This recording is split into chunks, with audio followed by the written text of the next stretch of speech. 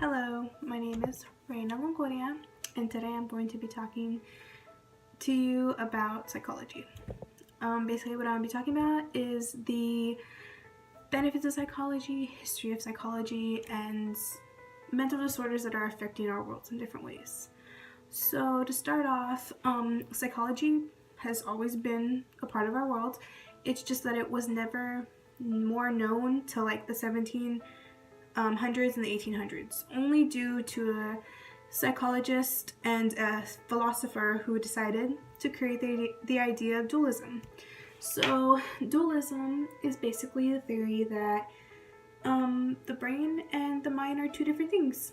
Yes, they work in their own way and they help make the decisions that, we come up with every day, but in their heads, they didn't correlate with each other at all. It was more of a, well, they had to cooperate, but not really in a way.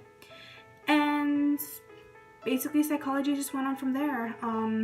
People liked the idea. People thought we can make more of it. And then psychology became the study of the mind, which we're thankful for that because of that, we know that there's a lot of disorders in this world.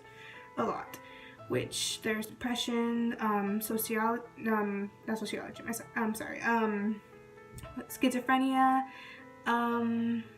there's anxiety, which a lot of people have, especially college students. There is bipolar depression, which people suffer from that more than depression, which you wouldn't think would be a common thing because bipolar is supposed to be like very not easy to find, but it's extremely easy to find. A lot of people have it. There's like a gene in your brain that is wrong. It's like switched, so it causes you to have bipolar tendencies. There is OCD, which is basically, in a way, people think it's like germs, but it's not always like that. It could be like superstitions that have just manifested in a way bigger than what they're supposed to be. Like if someone believes that you're not supposed to sweep over your feet because then you won't get married, they will throw away all brooms, or they will not allow a single broom into their household. It's just obsessing over something. It's not so much germs or like I said, not being able to touch things because they're sticky. That's just one way, in a way, to describe it, but there's multiple ways. And then well, those are the major ones. There are a lot of disorders, and psychologists nowadays and doctors are finding even more because the brain is this wild concept and nobody really knows. Like I said, it's literally a map, and people are just trying to find their own roads, and sometimes new roads pop up and sometimes roads don't exist anymore, and that's the way the human brain works. But I wanted to say a couple of those because if you believe it or not, they're the ones that contribute most to suicides, which are a big thing nowadays, especially in teenagers to adult ages, which a lot of college students have been committing suicide. Not saying here in Corpus because that's where I go, but just in general areas.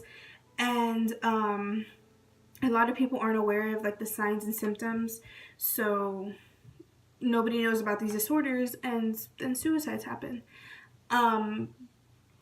But those are the basic, which they can be avoided. Some of them can, like OCD, you can take medication for it.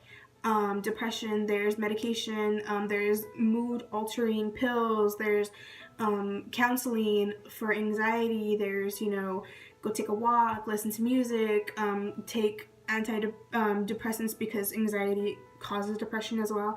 But you can take like anti-anxiety pills, just stuff like that. They're coming up with a lot of medicines nowadays to not really fix, but like to make these disorders bearable, so that way people can go on with their everyday lives.